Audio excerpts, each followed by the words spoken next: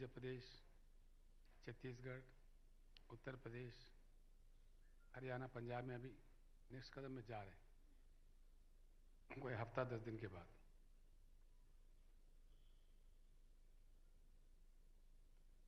देश में जो होना चाहिए था इतनी लंबी समय में, वो हो नहीं पाया। ये कड़वी हकीकत है, सच है। और जो आज भी जो हो रहे हैं वो भी सही दिशा में नहीं है। सभी तबके के लोग, सभी विभाग के लोग भी नाराज है, ज्यादा से ज्यादा लोग। अभी की आज की स्थिति अगर देश की देखें तो पूरी इकोनॉमी टाल मटोल हो गई है। निर्यात ऑलमोस्ट क्लोजर पे आ रहा है, लाखों में इंडस्ट्रीज का क्लोजर हो रहा है। Where make in India is gone, God only knows. और आयात बढ़ रही है। आयात ऐसी चीजों की जिसकी कोई जरूरत ही नहीं, अगर काम सही पे हो जाए। क्योंकि हमारा देश एक कृषि प्रधान देश है, फिर भी हम 1 लाख करोड़ के ऊपर का पाम ऑयल इंपोर्ट करते हैं। लगातार कर रहे हैं, कांग्रेस के जमाने से भी, अब भाजपा के सरकार में भी। इसको बंद करना चाहिए 100%। हमारे किसान हैं उगा के देने के लिए, लेकिन वो काम नहीं हो रहा है। दाल भी हम लोग कनाडा से इंपोर्ट करते हैं, जो कि बड़ी आसानी से यहाँ किया जा सकता है, उत्पादन हो सकती है, लेकिन उस पर भी सरकारों का नजर नहीं है उस समय से लेकर आज तक। मैं किसी एक पार्टी को या किसी एक व्यक्ति को आलोचना करना मेरा इंटरेस्ट नहीं है, लेकिन आज जो सिचुएशन हमारे सामने खड़ी है, मैं appeal to all the intellectuals of this country and all the youth of this country that we need a qualitative change. We have the experience of the globe. Wherever leaders went out of box और कड़ी मेहनत करके कुछ करने का प्रयास किया है, जैसे कि ईस्ट एशियन टाइगर्स है, जैसे कि जापान है, ऐसे से रह जो कि सेकंड लार्जेस्ट इकोनॉमी बन गया है। और सबसे बड़ी एग्जांपल हमारे लिए तो, जिससे हमारा जियोग्राफिकल कनेक्ट है, चीन है। Till 1980, the GDP of China was lesser than India. And now where is China, where is India today? China has proved, उनके कड़ी मेहनत से, सही नीतियों से, China has proved, आज के दिन में कुछ ऐसा स्थिति ला दिया उन्होंने, without China there is no world. यहाँ तक कि हमारे पतंगों के मांझा, दीपावली के पटाखे, दीपावली के दिए भी चाइना से आने लगे हैं, होली के रंग भी। ऐसी स्थिति है। जो चीज भारत में बन सकता है उसको भी आज भारत इंपोर्ट करने लगा है। कुछ धनवान लोग घर बना रहे तो कह रहे कि भाई कहाँ गए, चाइना गए, क्यों गए, फर्नीचर लाने गए। सोफा सेट के लिए भी हम चाइना भाग रहे हैं, हमारे भारतवासी। तो ये साफ इंडिकेट करता है कि there is a need for a greater change style of functioning of India. और कई अन्य चीज है, we need to make some structural changes.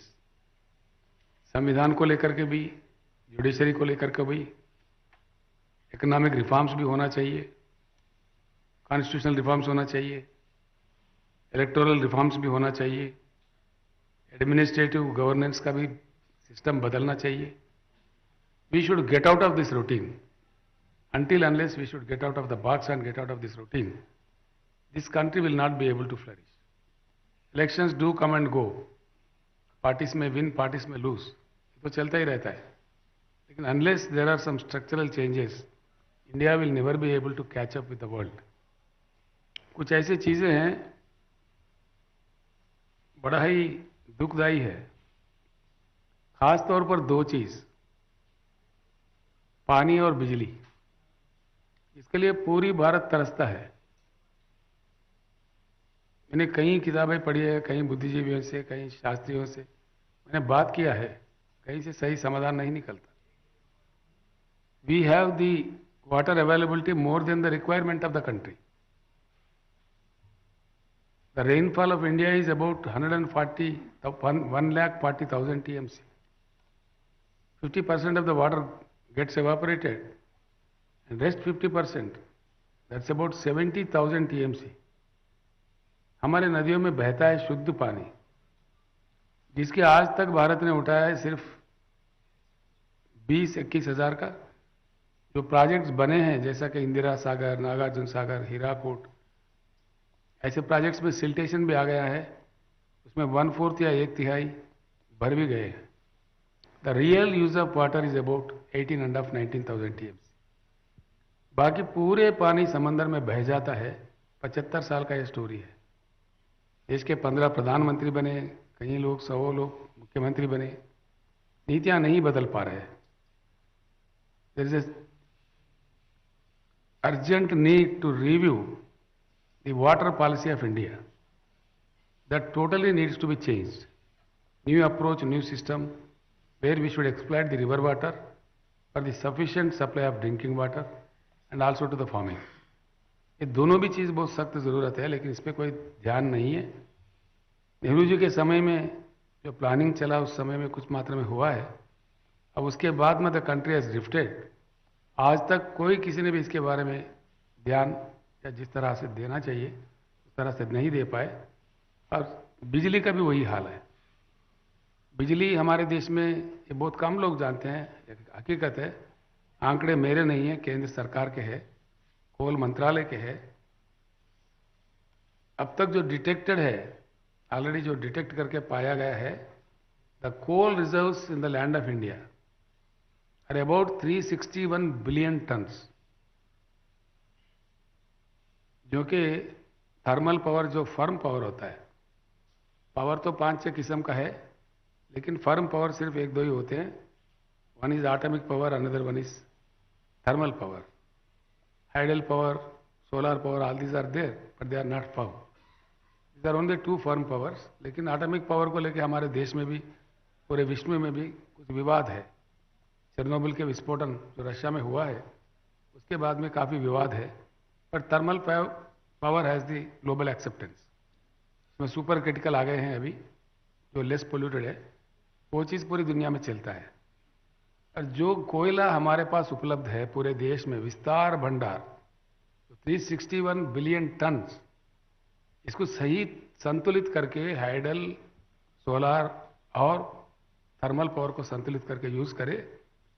The existing coal reserves already which have been already detected, और आगे भी है, लेकिन जो पाया गया है वो 150 साल तक के लिए पूरे भारत को 24 घंटा उच्च गुणवत्ता वाली पावर देने के लिए पर्याप्त है।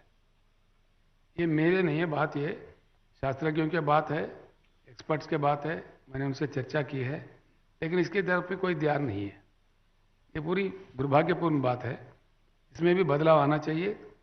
The total water policy of India needs to be changed unless we change that. अब देखिए, मैं इसलिए कह रहा हूँ, I am telling this with a responsibility. Why water wars in India? It is hard to understand. Ravi Sutlej के लिए 3 राज्य लड़ते हैं, पंजाब, हरियाणा और राजस्थान। महानदी को लेकर 3 राज्य लड़ते हैं, मध्य प्रदेश और उड़ीसा, छत्तीसगढ़, इन तीनों में लड़ाई है। कावेरी को लेकर मद्रास में और कर्नाटक में लड़ाई है। कृष्णा गोदावरी को लेकर महाराष्ट्र, कर्नाटका, तेलंगाना और आंध्रा, इन लोगों के बीच में लड़ाई है। राज्यों को क्यों लड़वा रहे हैं? पानी नहीं है ये बात नहीं है, पानी पर्याप्त है। इस प्रकार से लेना है, पानी ले सकते हैं, मोर देन, पानी सरप्लस है। We have about 41 crores of cultivable land in India, which is more than America and more than China. पूरे दुनिया में हमारा फूड प्रोसेसिंग करके हमारे खाना जा सकता है, लेकिन unfortunately we are eating McDonald burgers and McDonald pizzas, which is quite unfortunate. ये बात बदलना चाहिए। भारत का खाना बाहर जाना चाहिए, फूड प्रोसेसिंग इंडस्ट्री का बढ़ावा देना चाहिए, वो नहीं हो रहा है। हर जगह, हर तहसील में लग सकते हैं फूड प्रोसेसिंग यूनिट, इसमें करोड़ों करोड़ों युवा को नौकरी भी मिल सकता है, लेकिन इसके तरफ भी कोई ध्यान नहीं है। This is why we feel that it needs to be changed in toto. The change should be radical. ऐसा वैसा चेंज से नहीं होगा, इसको मूल रूप से चेंज करना पड़ेगा. Power policy also needs to be a change. A new water policy, a new power policy should be drafted for the country. Then only we will be able to address the shortages and the problem in these two issues. और दूसरी चीज भी है, हम अपने राजधानी में जाते हैं दिल्ली, कभी कभी आधा घंटा, कभी 45 मिनट भी चक्कर लगाने पड़ते हैं. We are hovering in the air. आप सभी लोग जानते हैं बिकॉज ऑफ ट्रैफिक कंजेशन. कहीं जाइए आप, हमारे एयरपोर्ट्स में इंफ्रास्ट्रक्चर ठीक नहीं है, इस प्रकार का एक्सपेंशन होना चाहिए, नहीं होता है. हमारा रोड में काफ़ी इम्प्रूवमेंट होना चाहिए, जो नहीं हो रहा है, नहीं हो पा रहा है. और हमारे रेलगाड़ियाँ जो चलते हैं, सेकंड लार्जेस्ट रेलवे है हमारे पास. ये बड़ी अजीब बात है, किसी एक में भी परफेक्ट इंफ्रास्ट्रक्चर नहीं है इतने साल के बाद भी. काफ़ी दुखदायी बात है. पानी का मैं ख़त्म कर लूँ, आपको शीट सप्लाई किए हैं. देयर आर अबाउट 13 कंट्रीज़ का ये शीट है, इसमें साफ डिटेल्स है. एक्चुअली होता ये है, पानी कहीं भी किसी फैक्ट्री में नहीं बनता. पानी बहुत अनमोल चीज़ होती है, मानव उसको तैयार नहीं कर सकते. जो आता है प्रकृति देती है, उसको बड़ा संभाल के यूज़ करना चाहिए. हमारा देश बाढ़ से भी प्रभावित है, सूखा से भी प्रभावित है. आधा बिहार तो डूबा हुआ रहता है हर साल, आधा सूखे में रहता है, और कई जगह देश में अकाल सकाल होते ही रहते हैं. ये हमारे अनुभव है. जो पानी की उपलब्धि है, जो प्रकृति भगवान ने दे रखा है, उसको सही तरीके से इस्तेमाल करें. देखिए, एक छोटा सा देश है जिम्बाब्वे, इनके पास एक रिजर्वायर है 6533 टीएमसी, इसका मैंने आपको दिया है details, you can see it later on. ऐसे ही रूस में है अंगारा, वहाँ पे 5968 टीएमसी का डैम्स है. कनाडा में, अमेरिका में होवर डैम है. ऐसे ही I have given you the details, you can go through this document, it will show you. Bharat जैसे विस्तार देश में, इतने विशाल देश में, कम से कम 2-3 तो कम से कम ये ऐसे प्रोजेक्ट हमारे पास होना चाहिए. देश पूरा प्यास है, खेत पूरा प्यासे है, गले प्यासे है, लेकिन इस पर कोई ध्यान ही नहीं. ये ऐसे अगर 2-4 रिजर्वायर बना लें तो हम बाढ़ से भी सेफ रहेंगे, सूखे से भी बचेंगे, पीने के लिए पानी विस्तार मिलेगा, उद्योग के लिए मिलेगा, हर किसी को मिलेगा. हर किसी को देने के बाद तो 41 करोड़ एकड़ की कृषि योग्य भूमि है इंडिया में, हर एकड़ में पानी दिया जा सकता है. मैं आपसे प्रार्थना करूंगा, लोगों को आप बताएं, आपके अखबार के जरिए, आपके चैनलों के जरिए.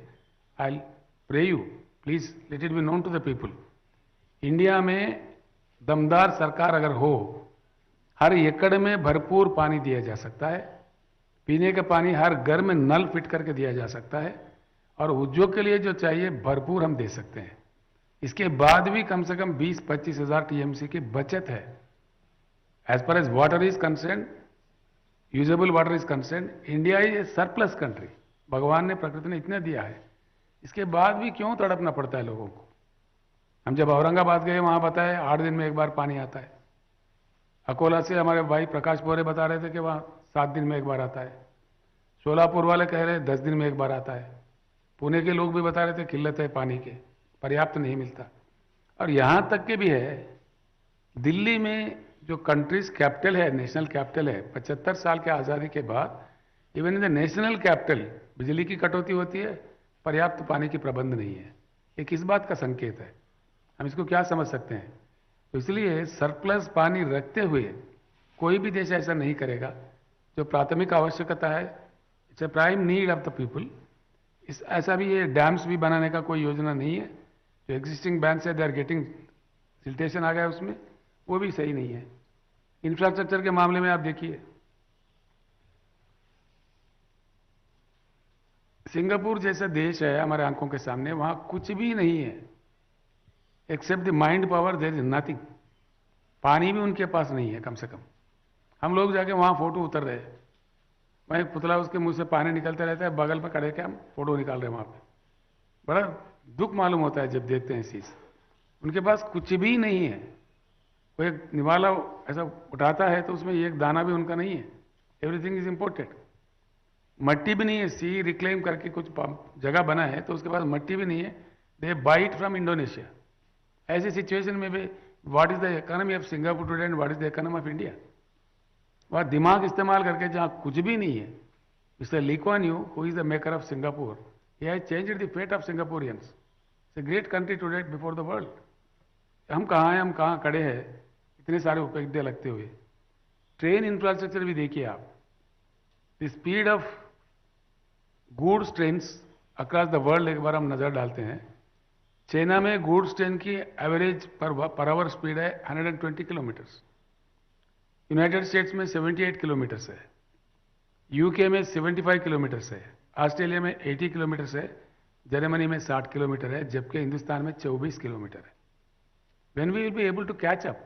हम कब मुकाबला करेंगे इन देशों से, कब आगे बढ़ेंगे? इतना विशाल देश, इतना विशाल पॉपुलेशन।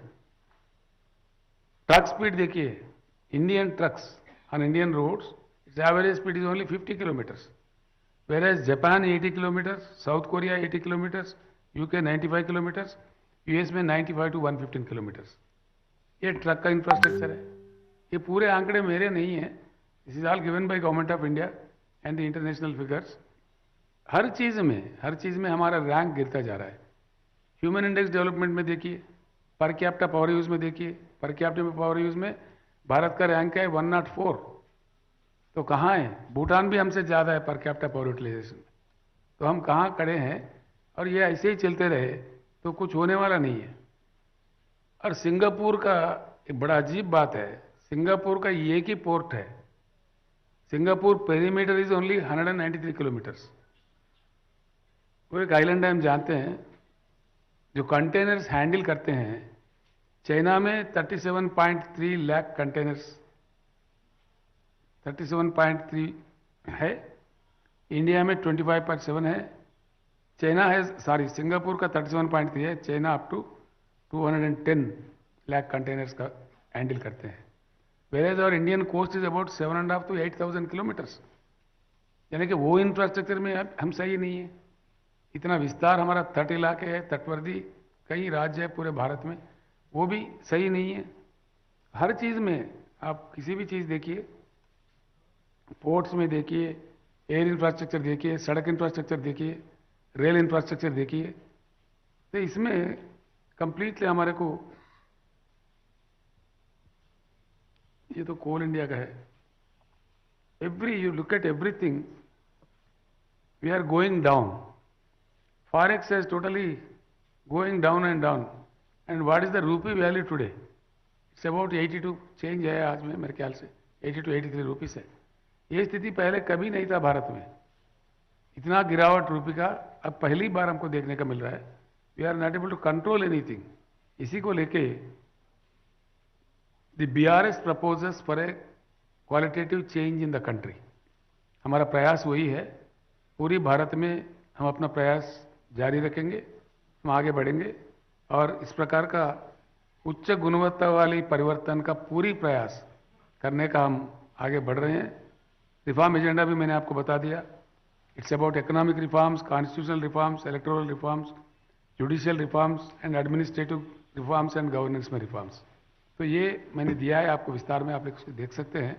मैं ज़्यादा अपने तरफ से नहीं बोलते हुए, if you have anything to ask me, you can please begin with.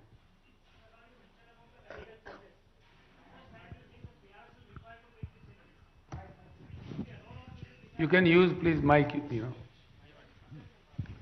You can use the mic. Mr. Rao, you mentioned about bringing about radical changes. What do you think will be the timeline for the BRS to make these changes? And will it There is no timeline for this. It's a long way to go. We know it very well. Will it be alone or will it partner with someone else at the national level? Definitely 100% it will happen, because wherever changes happen, there only things are going in the right way.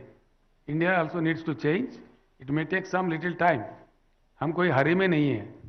इतनी बड़ी चीज को लेके आज में हो जाए, कल में हो जाए, परसों में हो जाए, हम ऐसा नहीं सोचते। जब भी हो जाए, लेकिन हो जाए, हुए तक बीआरएस इस बात को नहीं छोड़ेगा, इसका करते ही रहेगा। सर, आपने कहा कि दमदार सरकार चाहिए ये सब विजन लाने के लिए।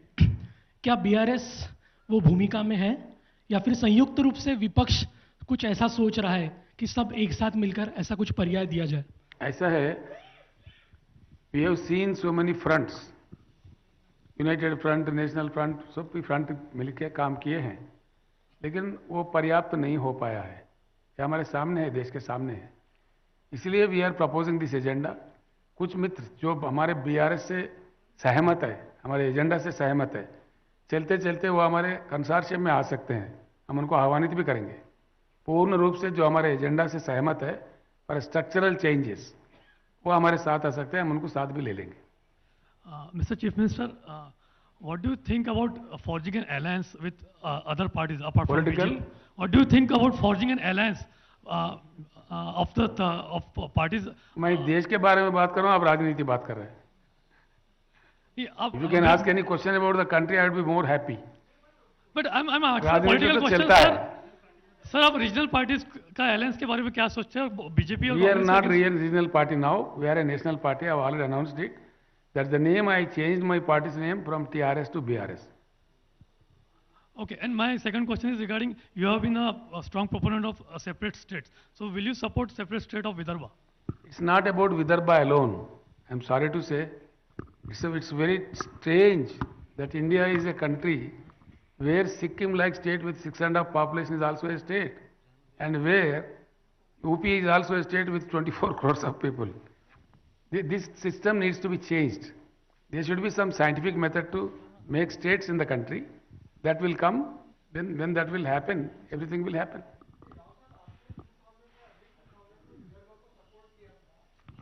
बिल्कुल किया था, उसमें शेक क्यों कर रहे हैं आप? तेलंगाना बनने के बाद में आपने भैया बिल्कुल विदर्भ किया का था, नाम नहीं लिया। मैंने यहाँ पे सभा भी संबोधित की थी।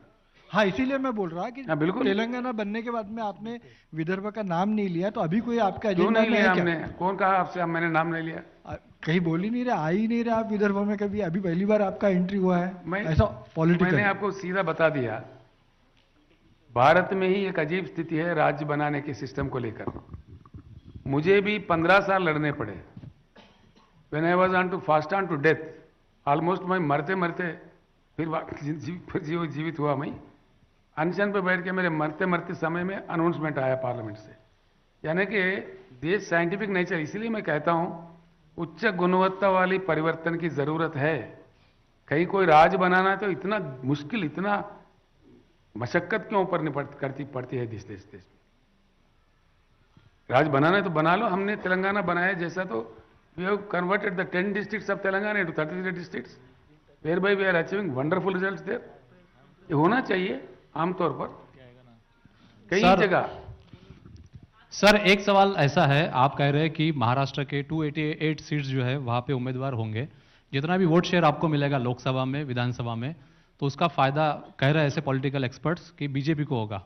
देश में आम आदमी पार्टी के बारे में भी यही कहा जाता है कि जो वोट शेयर, आप भी देश की बात कर रहे हैं, बाकी पार्टी भी देश की बात कर रहे हैं, पर इस सारी चीजों का फायदा गुजरात में भी देखा है बीजेपी को होता है। इससे आप सहमत आपने हैं? फिर भी राजनीति शुरू कर दी है। नहीं सर, ये सवाल है, आप इसमें सवाल राजनीति का है।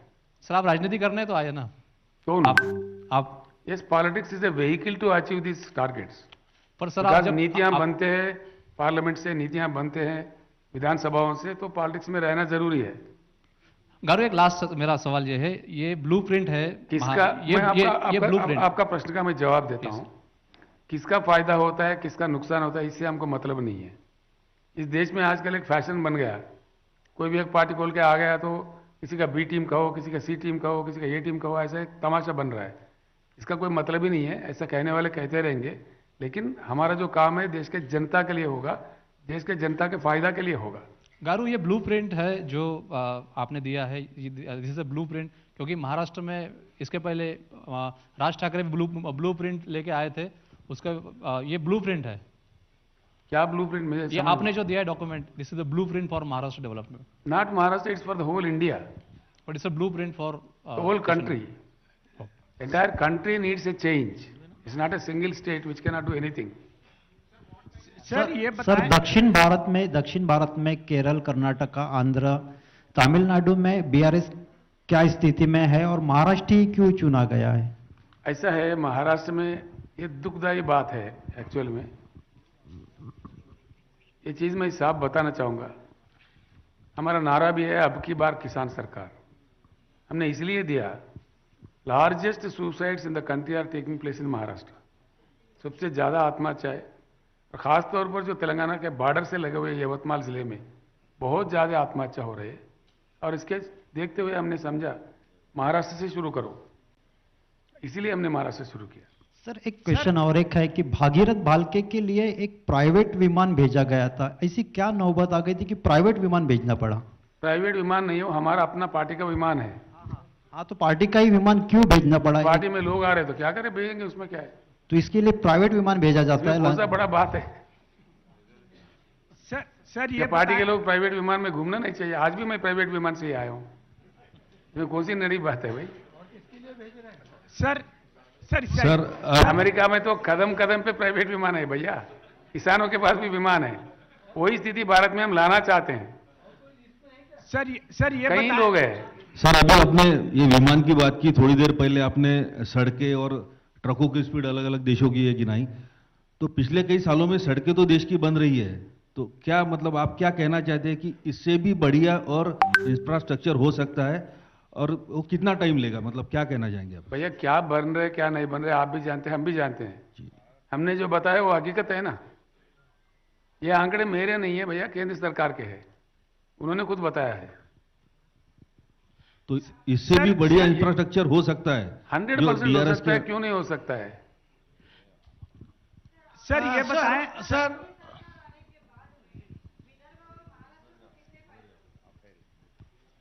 नहीं समझा मैं आपके बात को।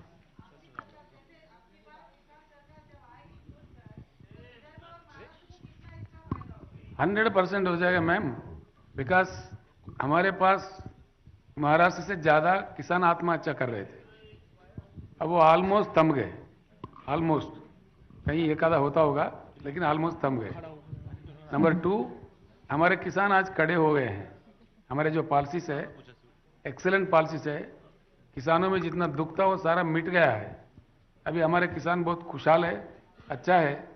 मैं एक बात आपको जरूर समझाना चाहूँगा, आधा से ज़्यादा हमारे किसान खेती छोड़ के पलायन थे, खास मुंबई में काम करते थे, कई जगह काम करते थे, पूरे भारत में पेट भरने के लिए काम करते थे।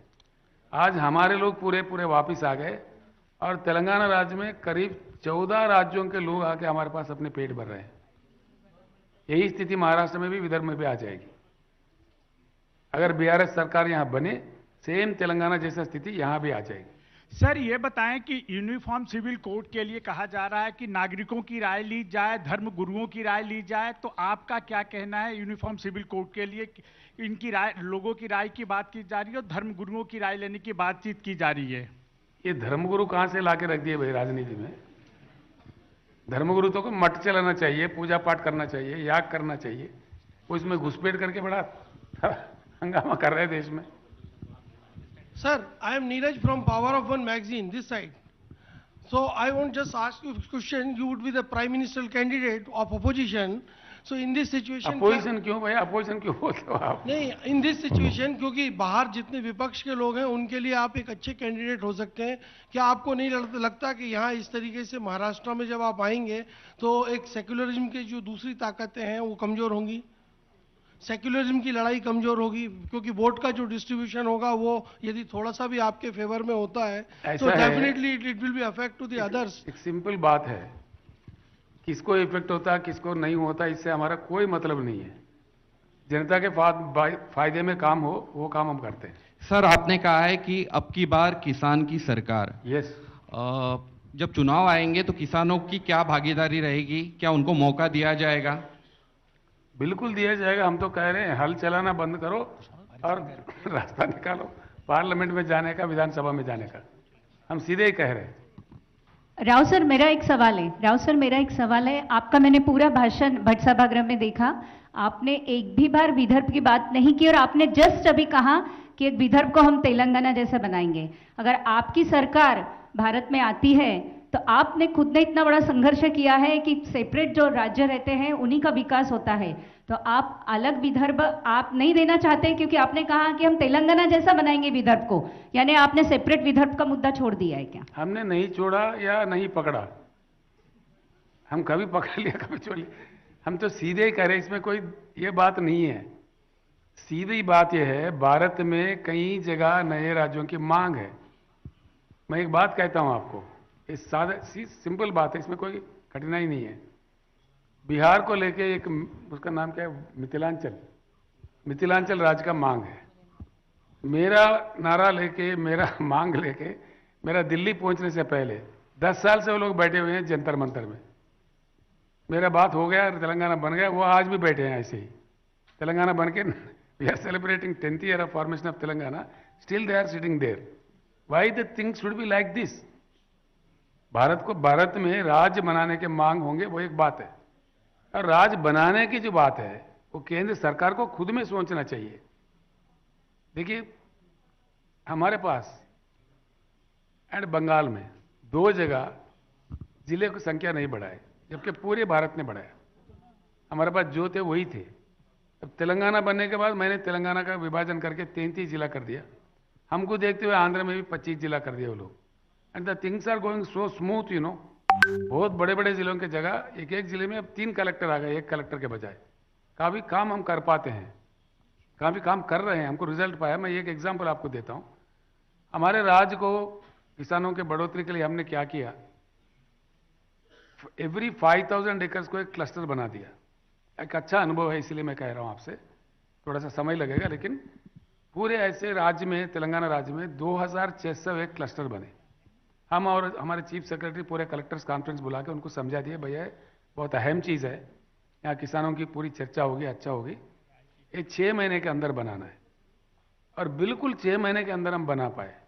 अगर पुराने जिले रहते, डिस्ट्रिक्ट के एक ही कलेक्टर रहते, कभी भी संभव नहीं होता था। आज ऐसा हो रहा है। अमेरिका हमसे बुद्धिमान देश है, डेफिनेटली। वो देखो 33-34 करोड़ का उनका पॉपुलेशन है, 50 राज्य बना लिया उन्होंने। हमारे पास क्या जाता है, और एक 10-15 राज्य बने तो क्या जाने का है, इसमें क्या फर्क पड़ता है? इसको इतना कठिन क्यों बना के रखा है पूरे देश में? राज्य बनाने के लिए देश की रवैया भी बदलना चाहिए। जब वो बात आएगी उसमें ऑटोमेटिक विदर्भ भी बनेगा, कौन रोक सकता है उसको? सर, मोदी सरकार जो यूनिफॉर्म सिविल कोड ला रही है, उसमें आपका और आपकी पार्टी का क्या स्टैंड है? देखिए, यूनिफॉर्म सिविल कोड का जो देश कहता है मोदी सरकार लाता है, तो तब देखते हैं अभी क्या बात करते हैं। Sir, I am Amit Wankhede from Happening Today here. Here, sir, in front of you. You gave the example of Singapore. In Singapore, there were many structural and administrative changes. There was also opposition from media also. What type of constitutional, administrative and structural changes are you suggesting for development of India? मेरा एक बात है, मेरा आपसे सीधा निवेदन है। कहीं ऐसे कुछ कॉन्क्लेव चल रहा था मीडिया का, इसमें मैं था। मैंने कहा चाइना का, जैसा आपसे कहा, उनके सामने रखा, तो बोलने लगे चाइना का स्थिति कुछ अलग है, वहाँ के कानून कुछ अलग है, वहाँ चुनाव ने, मतलब ऐसे बातें करें। जब चाइना से हमारा सिस्टम अच्छा हो तो हमको चाइना से आगे रहना चाहिए ना, बिल्कुल होना चाहिए ना।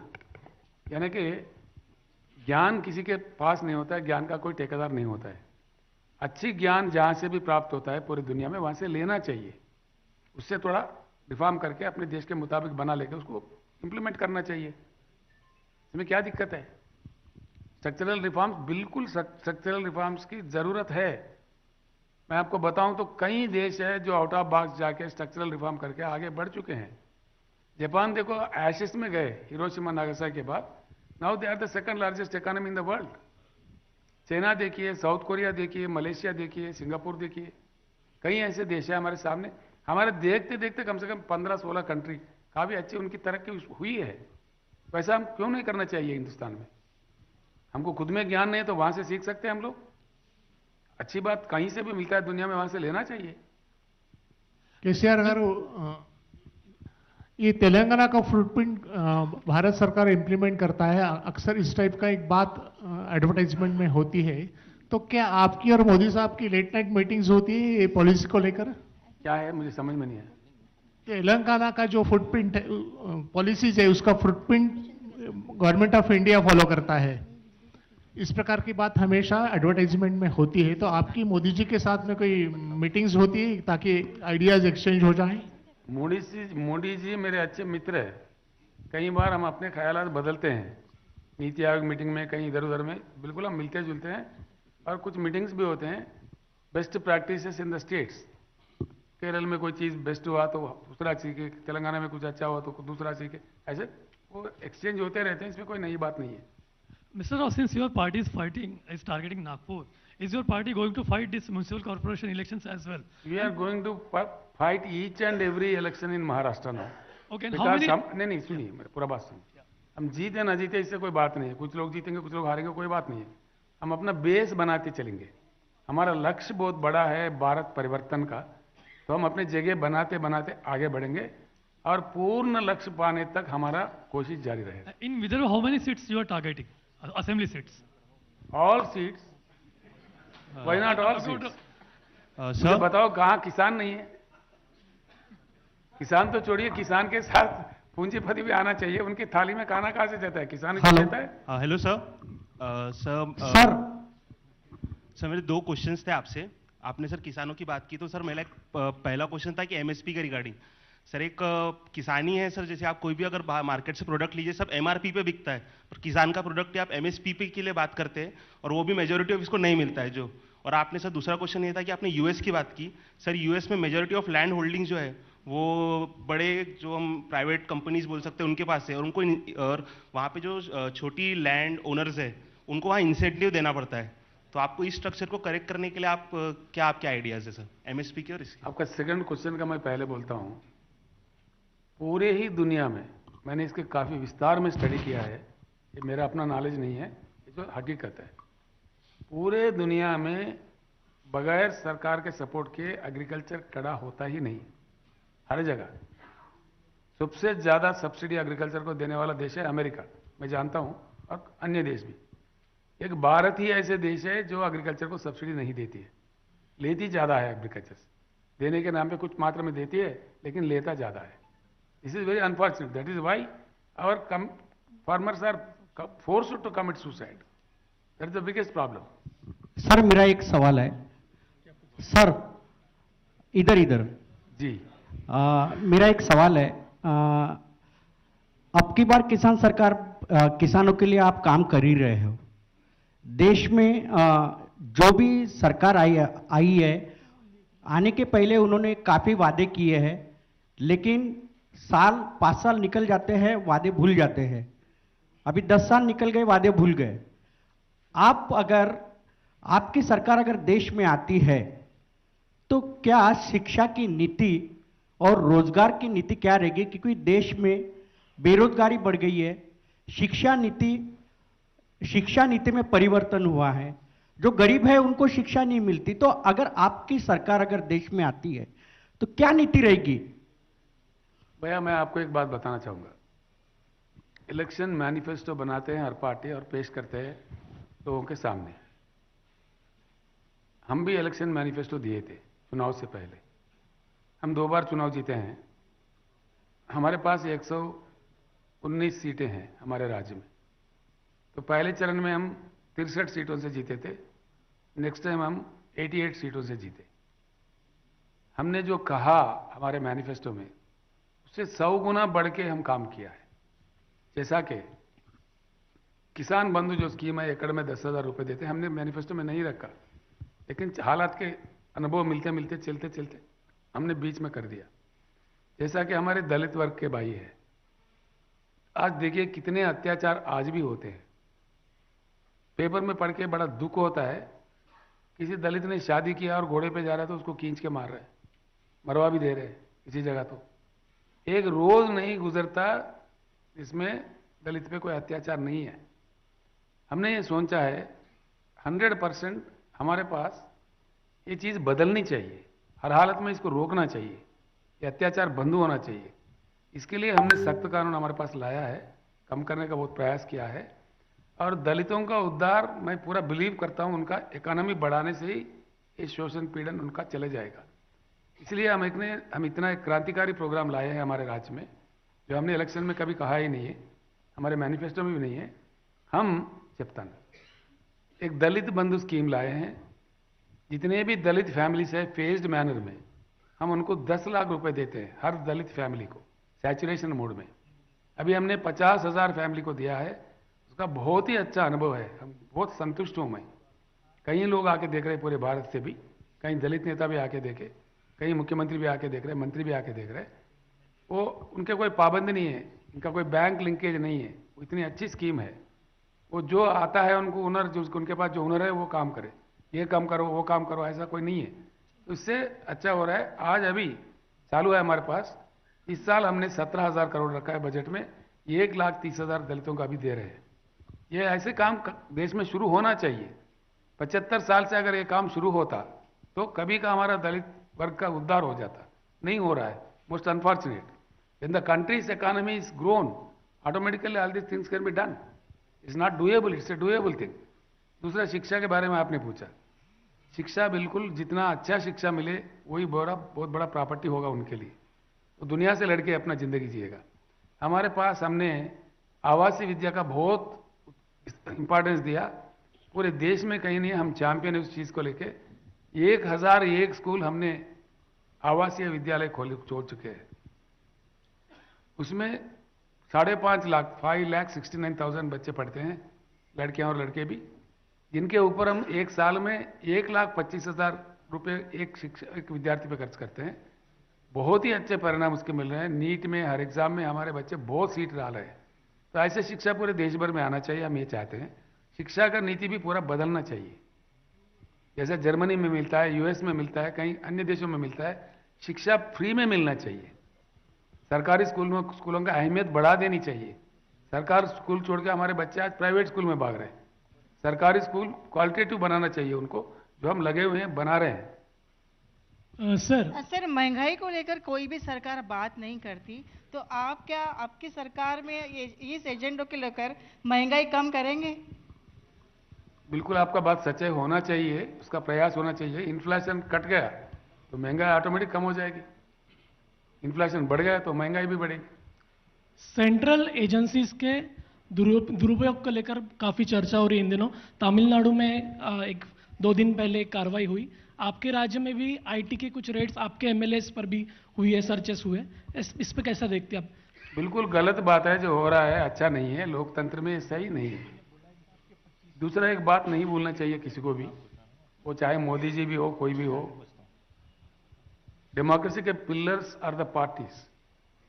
ये प्रजातंत्र के, लोकतंत्र के स्तंभ है पार्टी। पार्टियां बचे रहे तभी लोकतंत्र बचे रहेगा, तब हमको मौका मिलेगा, जनता हमको मौका दे सकती है। मोदी जी भी काहे से प्रधानमंत्री बने? चांस था लोकतंत्र में वोट के जरिए, तो तभी जाके उनको चांस मिला। दूसरे लोगों को भी जीने देना चाहिए। इतना पीछे पड़ के उनको हरास करके करना ठीक बात नहीं है। It's not good at all. ये निंदनीय बात है, खंडनीय बात है। सर, महाराष्ट्र लोकसभा और महाराष्ट्र विधानसभा में आपकी पार्टी कितने सीट का टारगेट लेके चल रही है? पूरे सीटों का टारगेट ले रहे हैं हम तो। मिस्टर राव, क्योंकि अगर किसान समझते हैं, किसान फैमिली हमारे साथ आते हैं, तो कौन रोक सकता है? Mr. Rao, you mentioned about constitutional reforms. Can you elaborate on that? We need to make some structural changes. It's not changing the constitution in toto. एक बात ऐसा होता है भैया, इसमें खुलकर बात करना चाहिए, इसमें छुपाने वाली बात कुछ नहीं। अक्सर ये होता है, किसी भी देश का एक शुरुआत कहीं से गिनते हैं। समझो कि ये 3-4 तरीके का होता है। किसी जगह ट्रांसफॉर्मेशन फ्रॉम ऑटोक्रेसी डेमोक्रेसी होता है, किसी जगह इनकलाब जैसा कि लेनिन ने लाया, माओ ने लाया, क्रांति आया, तो तब से वो लोग शुरुआत गिनते हैं। हम जैसे देश में आज़ादी से हम शुरुआत मानते हैं, जिनको दूसरों का रूल चले गया, हमारा खुद का रूल आ गया, तब से हम गिनते हैं। सर 2000 सुनिए एक मिनट सुनिए। तो इसमें क्या होता है, ये जब भी देश बनता है उस समय के बुद्धिजीवी कुछ लोगों से कमेटी बना देते हैं, जैसे कॉन्स्टिट्यूएंट असेंबली हमारे पास बना था बाबा साहब अम्बेडकर जी के चेयरमैन सदारत में, और कानून कायदा कुछ बना के अपनी जर्नी शुरू करते हैं। लेकिन 1-2 दशक में चलते चलते जो अनुभव मिलता है उसको पूरा करके 95% देश सेटल होता है मेन मुद्दों पे। बाकी साइंटिफिक ब्रेक थ्रू जैसे आने लगा तो उसमें चेंजेस करते हैं, जैसे कि कंप्यूटर नहीं था आज आ गया, स्मार्टफोन था नहीं था अब आ गया, साइबर क्राइम एक नई चीज़ आ गई, साइबर क्राइम। तो ऐसे छोटे छोटे बातें हैं, लेकिन मेन कंट्री पूरा सेटल होता है 1 दशक, 1.5 दशक, 2 दशक में। हमारा दुर्भाग्य यह है कि 75 साल के बाद में भी हम सेटल नहीं। इसलिए we need to make some structural changes where they are electoral changes, administrative changes. जैसे मैंने अभी बताया the total water policy of India needs to be changed, the total power policy. देखिए ना, सिंपल बात है, इतना भंडार कोयले का देश में है, लेकिन ऑस्ट्रेलिया से कोयला मंगाया जा रहा है। किसके लिए, किसके फायदे के लिए? इंडोनेशिया से कोयला मंगाया जा रहा है और जबरदस्ती किया जा रहा है ट्रांसकोस पे, जेनकोस पे, स्टेट्स पे, कि यही खरीदो। जबकि हमारे हिंदुस्तान का कोयला मिलता है 4000 में टन, वो मिलता है 28,000 में टन, वही खरीदो। जबरदस्ती किया जा रहा है। That's the reason I said there have to be some structural changes which have to be transparent and clear. Power and water का प्राइवेटाइजेशन होने को रहा क्या? प्राइवेटाइजेशन पावर में लाना इतना गलत है भैया। हमारे खुद का अनुभव है, एक गैस आधारित पावर स्टेशन, जबकि हमारे पास, मैं उनका नाम नहीं बोलूंगा, कोई भूतपूर्व मुख्यमंत्री है, वो आदमी ने पीपीए कर दिया 25 साल का, यानी कि हम गिरवी रखे गए 25 साल। वो पीपीए का अग्रीमेंट कुछ ऐसा है, वो सप्लाई ना भी करो तो हम उसको पैसा देना पड़ेगा। That gas plant has never started, but still we are paying money to that company. This is the kind of privatisation which we are opposing. अंधाधुन निजीकरण is not at all advisable. जो पब्लिक सेक्टर, देखिए मैं बता रहा हूँ ना, ये यूं ही नहीं बोल रहा हूं मैं। हमने तेलंगाना राज्य आने के बाद में हमने मन बना लिया है, एक 6000 मेगावाट का बिजली उत्पादन करो।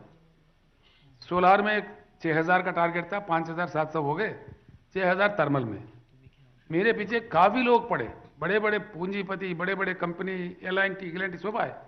हमने फैसला लिया है कैबिनेट में रख के, नो प्राइवेटाइजेशन इन पावर सेक्टर।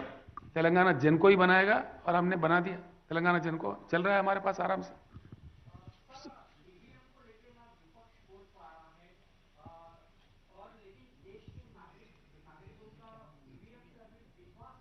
आपका क्या राय है?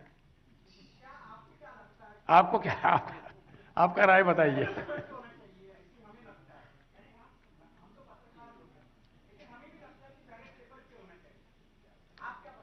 ये एक बात है, तो साफ बात है, अच्छा क्वेश्चन है ये। हमसे ज्यादा विकसित जो देश है, जैसे कोई यूरोपियन कंट्रीज है, यूएस है, उन्होंने भी ईवीएम लाया था। ऐसे ही वहां पे भी चेक होने लगा लोगों को। तो those governments have thought better get rid of this EVM, go for ballot. जब उन्होंने ला के वापस चले गए, हमारे देश में भी जिसमें लोगों को शक है उसको बंद कर देना चाहिए, बैलेट इलेक्शन करवा देना चाहिए। कोई गलती नहीं है।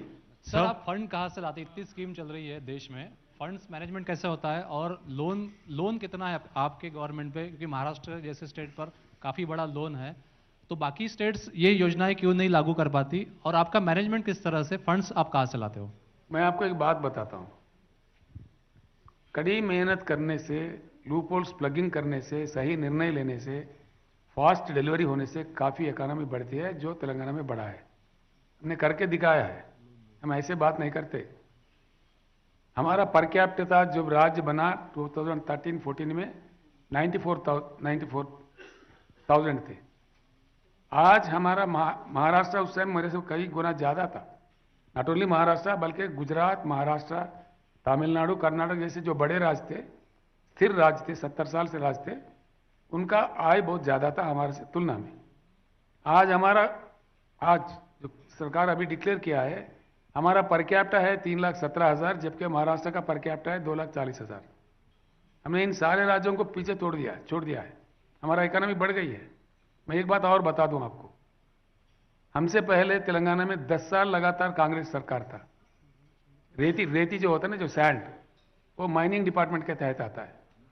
पूरे 10 साल कांग्रेस के सरकार में रेती पे जो आय तेलंगाना कोष में आया वो 36 करोड़ था। हम आके जब बागडोर संभाले, 5 साल के अंदर ही 5,600 करोड़ आए। ये है नीति काम करने का ढंग। अगर इस प्रकार का काम हर जगह किया जाए तो डेफिनेटली इकोनॉमी बढ़ेगी। सर ये बताएं कि भारतीय जनता पार्टी ने तेलंगाना के बारे में कहा है कि तेलंगाना के आपके कम से कम 25 विधायक भारतीय जनता पार्टी के संपर्क में हैं, और किसी भी हाल में जब भी चुनाव होगा तो निश्चित तौर पे भ्रष्टाचारी सरकार को हटा दिया जाएगा। वो भारतीय पार्टी का कहना है, आप भी यही कह रहे। सर, वो बकवास है, हम इतने कहेंगे वो बकवास है। सर एक सवाल था मेरा। सर किसान हित की बात करते हैं आप, बॉर्डर एरिया जो तेलंगाना और महाराष्ट्र का शेयर होता है, यवतमाल जैसे जिले में किसान आत्महत्या सबसे ज़्यादा है।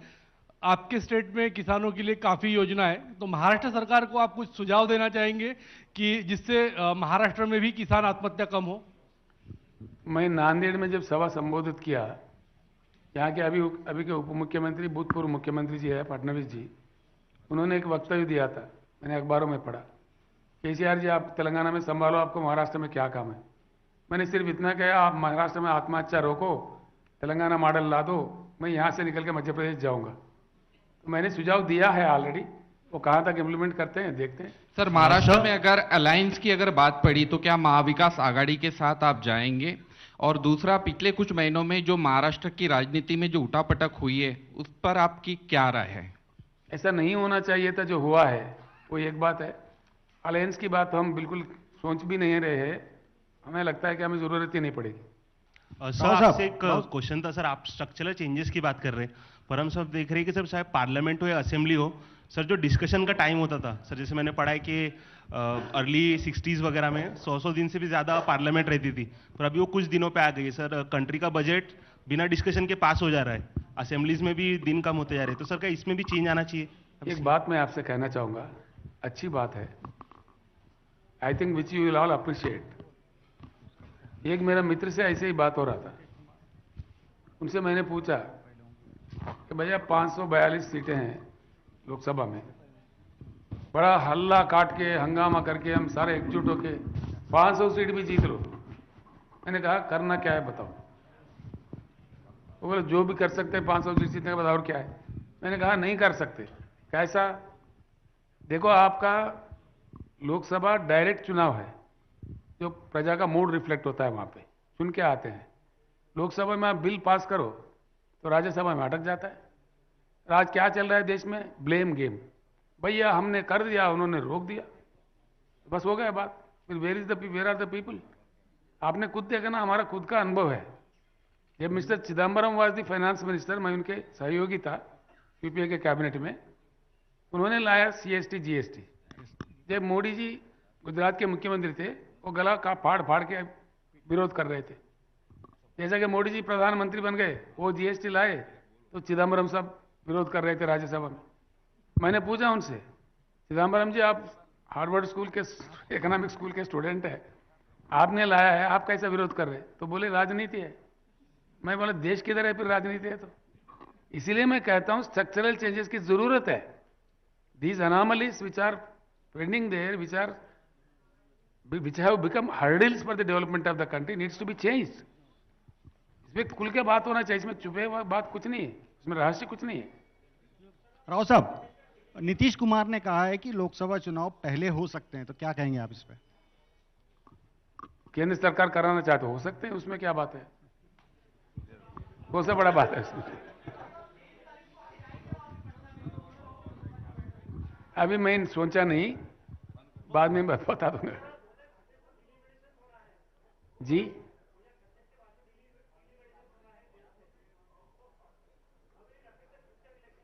वो जब होगा तब देखेंगे ना, अभी उसका बारे में क्यों चर्चा करें। Thank you so much.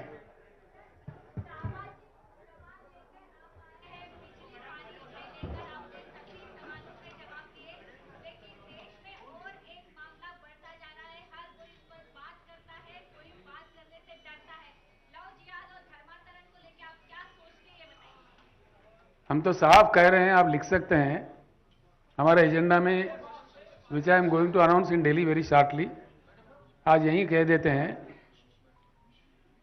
जिस किसी भी देश में महिलाओं का भूमिका बढ़ाया है, वहां काफी प्रगति देखने को मिलता है।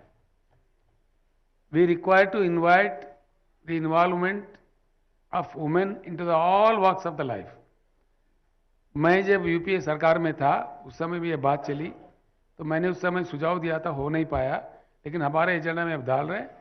जैसे BRS सरकार आ जाए, हमारे देश का महिलाओं को मैं ये साफ बताना चाहता हूं, 1 साल के अंदर पार्लियामेंट के दोनों सभाओं के और पूरे विधानसभाओं के देश में 33% सीटें बढ़ाई जाएंगी, जो रिक्वायरमेंट है। ये सीटें कब बनी थी? देश का जनाभा जब 33 करोड़ थे, आज हम 140 करोड़ हो गए, तो इसके लिए सीट बढ़ाने की बहुत सख्त ज़रूरत है। जो भी 33% नए सीट बनेंगे वो पूरे महिला के लिए रिजर्व किए जाएंगे। ये महिला अधिकारी के लिए बहुत अच्छा, महिला साक्षरता के लिए काम होगा, ये करना चाहिए। Thank you.